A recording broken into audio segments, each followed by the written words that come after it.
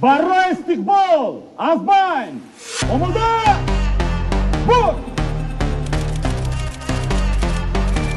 جناب عالی پرزیدنتی جمهوری قزاقستان باتالون قرارگاه فخری و مناسبت سفری دولتی شما به سرزمین جمهوری تاجیکستان سلام آراسته شد.